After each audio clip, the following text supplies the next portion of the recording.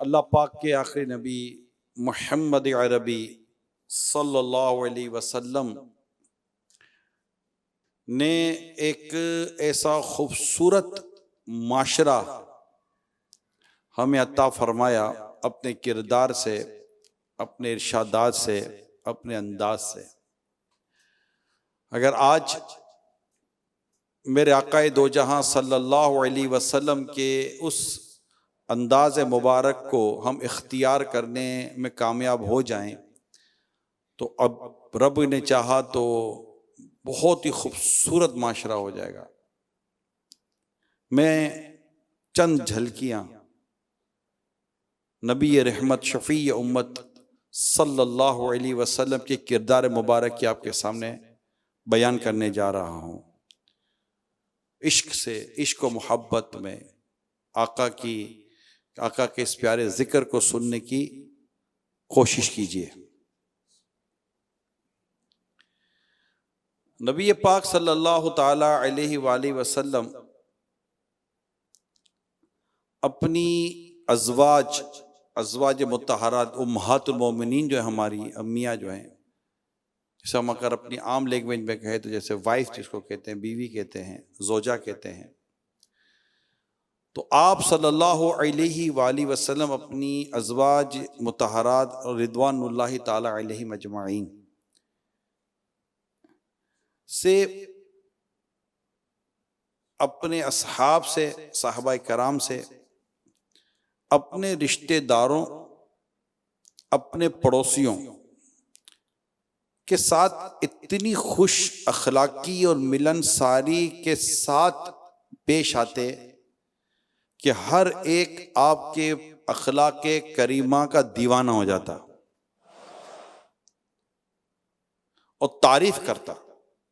نبی پاک صلی اللہ علیہ وسلم کے اس انداز مبارک کی وہ تعریف کرتا۔ آپ کے خادم خاص حضرت سیدنا انس رضی اللہ تعالی عنہ فرماتے ہیں کہ میں نے 10 سال تک نبی پاک صلی اللہ علیہ وسلم کی خدمت کی سعادت حاصل کی،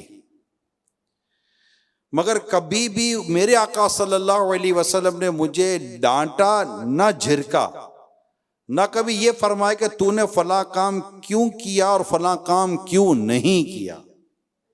10 سال کا عرصہ خادم کی حیثیت، ایک خادم بن کر آپ کا وقت گزارنا اور اتنے خوبصورت اخلاق کریمہ کا بیان ہونا، یعنی یہ 2 چیزیں جو ابھی میں نے بیان کی، خاص ام المومنین،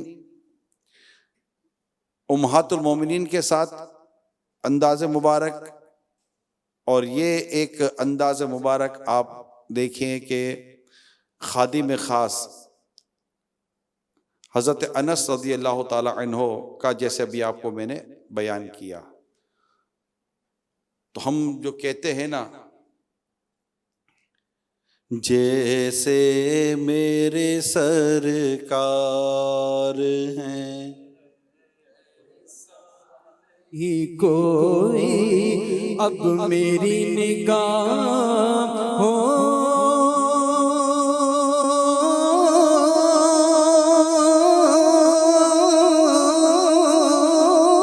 میں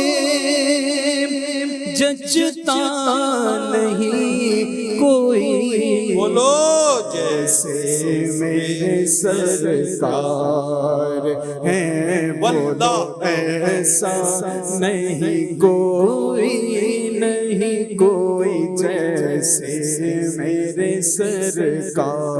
ام المومنین سیدتنا عائشہ صدیقہ رضی اللہ تعالی عنہا کا بیان ہے، حضور اکرم صلی اللہ علیہ وسلم سے زیادہ کوئی خوش اخلاق نہیں تھا۔ ایک بیان ہم نے خادم خاص کا سنا جو خدمت میں تھے، 10 سال کا وہ بیان فرما رہے ہیں، وہ بیان کر رہے ہیں کہ میرے آقا کے اخلاق کریمہ کتنے خوبصورت تھے۔ اور ایک بیان ہم نے سنا ام المومنین سیدتنا عائشہ صدیقہ رضی اللہ تعالی عنہ کا، جو آپ کی زوجہ محترمہ ہیں، وہ بیان کرتی ہیں کہ نبی پاک صلی اللہ علیہ وسلم کے اخلاق کریمہ کیسے تھے۔ یعنی دونوں ایک خدمت میں تھے، ان کے ساتھ بھی نبی پاک کا رویہ بے مثال، اور گھر میں بھی آقا کا رویہ بے مثال۔ اگر ہم آپ کی میری بات کرتے ہیں، جنرل بات میں کر رہا ہوں، کہ اگر ہم جیسے کاروبار کرتے ہیں تو کیا بہت مشکل ہے کہ ملازم اپنے صاحب کی تعریف کر لے، بہت مشکل ہے، اور صاحب نے اس کو کبھی ڈانٹا جھڑکا نہ ہو، بہت مشکل ہے. اور بیوی تو خیر بات ہی پھر چینج ہو جائے گی نا، کہ وہ بیوی شور کی تعریف تو پھر تو بات ہی کہاں کے کہاں نکل جائے گی. تو زندگی وہ پھر بہت اعلیٰ اخلاق ہوتے ہیں کہ جب آپ کے بچوں کی امی، آپ کی بیوی یہ آپ کے اخلاق سے متاثر ہو جاتی ہے اور وہ کہہ دے کہ یہ نیک آدمی ہے، یہ با اخلاق شخص ہے. بہت یعنی یہ اتنا آسان نہیں ہے، یہ صحیح ہے، یہ آسان نہیں ہے. اور اگر واقعی کسی کو اس کی بیوی اور زوجہ نے کہہ دیا نا کہ نیک اور با اخلاق ہے، تو میرا خیال ہے مان لینا چاہیے، مان لینا چاہیے. جب وہ کہہ رہے تو وہ مان لینا چاہیے کہ یار وہ دن رات اس کا واسطہ پڑتا ہے، اور یہاں بہت مشکل ہوتا ہے، کیونکہ کوئی مطلب اس طرح با اخلاق بن کے جینا اتنا آتا نہیں ہے ہم کو. خیر، آپ صلی اللہ تعالی علیہ وسلم کے اصحاب، صحابہ کرام علیہم رضوان، یا آپ کے گھر والوں میں سے جب کوئی آپ کو پکارتا تو پیارے آقا صلی اللہ علیہ وسلم کی عادت مبارکہ، اخلاق کریمہ دیکھیے کہ آپ لبیک کہہ کے جواب ارشاد فرمایا کرتے تھے. جیسے میرے سرکار ہیں بولو ایسا نہیں کوئی، سب مل کے بولو جیسے میرے سرکار ہیں ایسا نہیں کوئی. حضرت جریر رضی اللہ تعالیٰ عنہ ارشاد فرماتے، میں جب سے مسلمان ہوا کبھی بھی حضور صلی اللہ علیہ وسلم مجھے پاس آنے سے نہیں روکا، اور جس وقت بھی مجھے دیکھتے تو مسکرا دیتے، اور آپ اپنے اصحاب صحابہ کرام علیہ رضوان سے نبی پاک صلی اللہ علیہ وسلم خوش طبعی فرمایا کرتے تھے، سب کے ساتھ مل جل کر رہا کرتے تھے، ہر ایک سے گفتگو فرمایا کرتے تھے. صحابہ کرام علیہ رضوان کے بچوں سے بھی میرے آقا صلی اللہ علیہ وسلم خوش طبعی فرمایا کرتے تھے، اور ان بچوں کو اپنی مقدس گود میں بٹھا لیا کرتے تھے، اور آزاد نیز لونڈی، غلام اور مسکین سب کی دعوت قبول فرماتے، اور مدینہ منورہ کے انتہائی حصے میں رہنے والے مریضوں کی بیمار پرسی یعنی عیادت کے لیے تشریف لے جایا کرتے تھے. تیرے خلق کو حق نے عظیم کہا، تیری خلق کو حق نے جمیل کیا، تیری خلق کو حق نے جمیل کیا، کوئی تجھ سا ہوا ہے نہ ہوگا شاہ، بولو کوئی تجھ سا ہوا ہے نہ ہوگا شاہ، تیرے خالق کے حسن و عطا کی قسم. کتنی کمال کی سیرت پاک ہے نا، کتنا کرم تھا آپ کی سیرت میں، کتنی نرمی تھی آپ کی سیرت میں، کتنی شفقت تھی آپ کی سیرت پاک میں، کتنی عطائیں تھی آپ کی سیرت پاک میں. سبحان اللہ. حضرت انس رضی اللہ تعالی عنہ راوی ہیں کہ اگر کوئی شخص نبی پاک صلی اللہ تعالی علیہ وسلم کے کان مبارک میں کوئی بات کرتا تو آپ صلی اللہ علیہ وسلم اس وقت تک اپنے سر مبارک کو اس کے منہ سے الگ نہ فرماتے جب تک وہ کان میں کچھ کہتا رہتا. اللہ، اور بڑا وَإِنَّكَ لَعَلَىٰ خُلُقٍ عَظِيمٍ وَإِنَّكَ لَعَلَىٰ خُلُقٍ عَظِيمٍ، بے شک آپ اخلاق کے بلند ترین مقام پر فائز ہیں. نبی پاک صلی اللہ علیہ وسلم اتنی عظیم اخلاق، یعنی بڑی کمال. اللہ نصیب کرے ہم کو کہ ہم اتنی مطلب کہ توجہ دیں، خاص کر جن کو اللہ تعالیٰ کوئی نام دے دیتا ہے، مقام دے دیتا ہے، کوئی اس طرح کی کوئی پوزیشن ہولڈر ہو جاتے ہیں، تھوڑا سا بھی کچھ تھوڑا رکھ رکھاو آ جائے تو باپ رے باپ، وہ کہاں قابو میں آتا ہے یار، کہاں قابو میں آتا ہے؟ نہ وہ قابو میں نہیں آتا، بڑا مشکل ہو جاتا ہے، کیونکہ سرکار صلی اللہ علیہ وسلم کی سیرت نہیں پڑھی ہم نے، اگر پڑھی ہے تو سمجھی نہیں ہم نے کہ نبی پاک صلی اللہ علیہ وسلم نے کیسا معاشرہ عطا فرمایا ہم کو، آپس میں رہنے کا کیسا انداز عطا فرمایا ہے ہم کو۔ اللہ اللہ اللہ۔ آپ صلی اللہ علیہ وسلم اپنے صحابہ کرام علیہم رضوان کے ساتھ جب جلوہ فرما ہوتے، کبھی پاؤں پھیلا کر نہیں بیٹھا کرتے تھے۔ یہ اخلاق کریمہ دیکھیے، اور جو آپ کے سامنے آتا آپ سلام کرنے میں پہل فرما دیا کرتے تھے، پہلے سلام میرے آقا کیا کرتے تھے۔ سبحان اللہ۔ شیخ عبدالحق محدث دہلوی رحمۃ اللہ تعالی علیہ بھی کیا خوب لکھتے ہیں، یہ عادت کریمہ آج تک جاری ہے۔ آج بھی اگر کوئی بارگاہ رسالت میں حاضری دیتا ہے، سرکار کے روزہ انور پر حاضری دیتا ہے، اس سے پہلے کہ حاضری دینے والا سلام کرے، میرے آقا اسے سلام فرما چکے ہوتے ہیں۔ سبحان اللہ۔ یہ میرے آقا صلی اللہ علیہ وسلم کی کتنی عظیم شان ہے۔ ملاقات کے لیے کوئی آتا تو سرکار صلی اللہ علیہ وسلم اس سے مصافحہ فرماتے، ہاتھ ملاتے۔ اکثر اوقات اپنے پاس آنے والے جو ملاقات کے لیے آتے، آپ صلی اللہ علیہ وسلم اپنی چادر مبارک بچھا دیتے، اور اپنی جہاں بیٹھنے کی جگہ ہوتی تھی وہ بھی پیش فرما دیتے یہاں۔ اللہ۔ اور اپنے صحابہ کرام علیہم رضوان کو ان کی کنیتوں سے پکارا کرتے تھے، اچھے ناموں سے پکارا کرتے تھے، کبھی کسی بات کرنے والے کی بات کو میرے آقا کاٹا نہیں کرتے تھے۔ ہمارے ایک نیا ٹرینڈ ہے، ایک ہمارے آج نیا ٹرینڈ ہے، بات تو کاٹنی ہے، اب بات کاٹے کیسے؟ اچھا، اب بات کاٹنے کا انداز دیکھیے، معاف کیجئے کہ میں آپ کی بات کاٹ رہا ہوں، اب اور یہ کیا گیا، معاف کیجئے گا، برا مت مانیے گا، میں آپ کی بات کاٹ رہا ہوں۔ بھائی بات کاٹ دی نا، اب کیا کرنا کیا ہے؟ اب یہ بات کاٹنے کا جو ہے نا بڑا ہی مطلب ایک لیٹسٹ اسٹائل نکالا ہے نا، نیا ورژن ہے بات کاٹنے کا۔ معاف کیجئے گا، آپ کی بات کاٹ رہا ہوں میں، برا مت مانیے گا، رکے ذرا، میں آپ کی بات کاٹ رہا ہوں، دیکھیے۔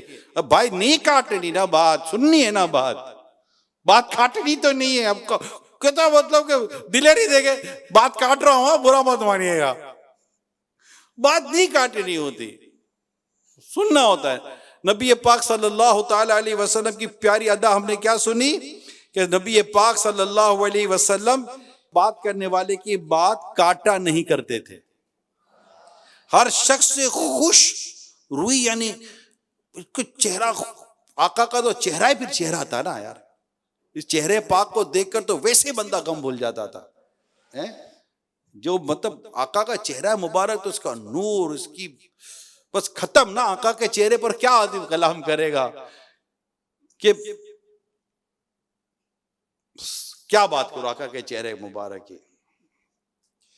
کچھ ایسا کر دے میرے گردگار آنکھوں میں، ہمیشہ نقش رہے روئے یار آنکھوں میں، وہ نور دے میرے پروردگار آنکھوں میں، وہ نور دے میرے پروردگار آنکھوں میں، کہ جلوہ گر رہے رخ کی بہار آنکھوں میں، انہیں نہ دیکھا تو کس کام کی ہے یہ آنکھیں، انہیں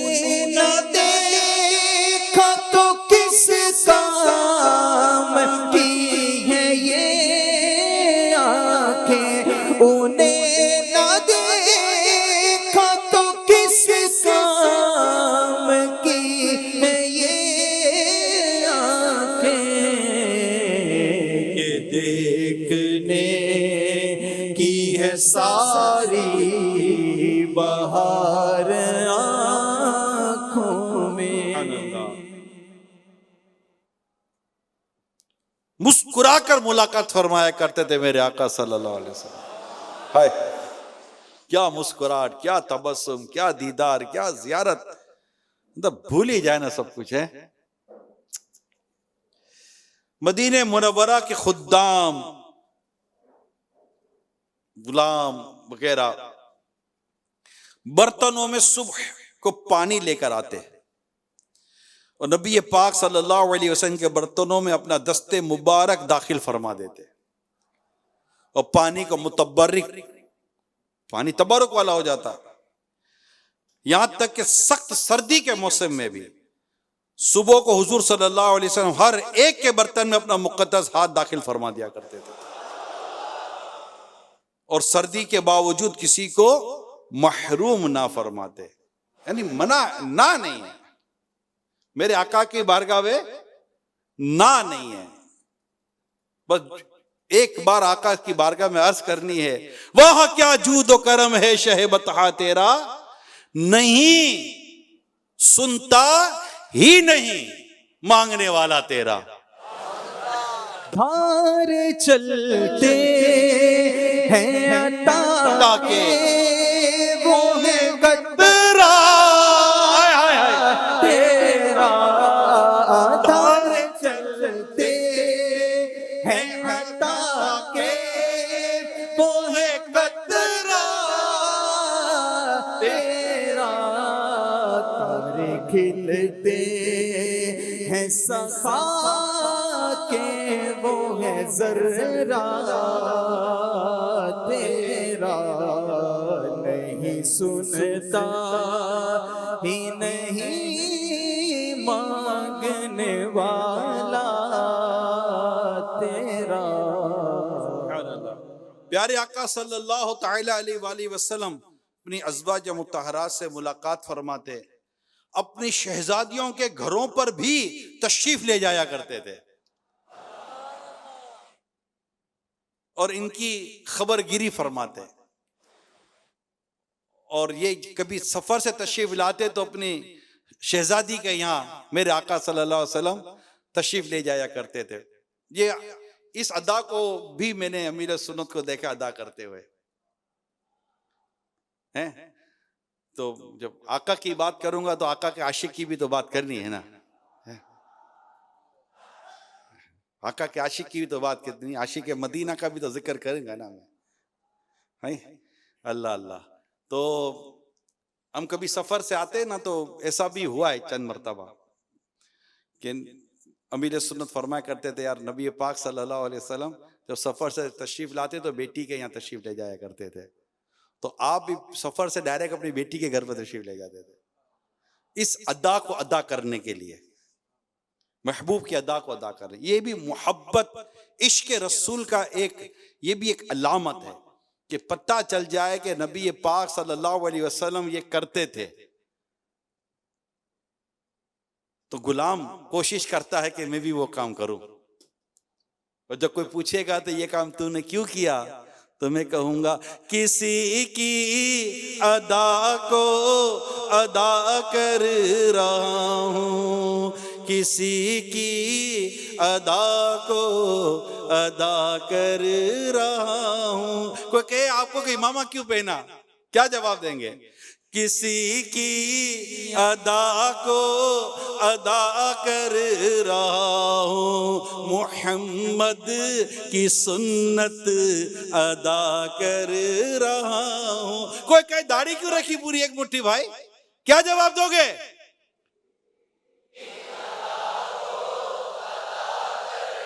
اور زور سے ادا کر رہا ہوں، محمد کی سنت ادا کر رہا ہوں. کوئی کہ زلفیں کیوں رکھی، ارے کیا جواب دو گے؟ ادا کر رہا ہوں، محمد کی سنت ادا کر رہا ہوں. کوئی کہتا ہے مسواک کیوں کر رہے ہو، کیا جواب دو گے؟ ادا کر رہا ہوں، محمد کی سنت ادا کر رہا ہوں. سبحان اللہ.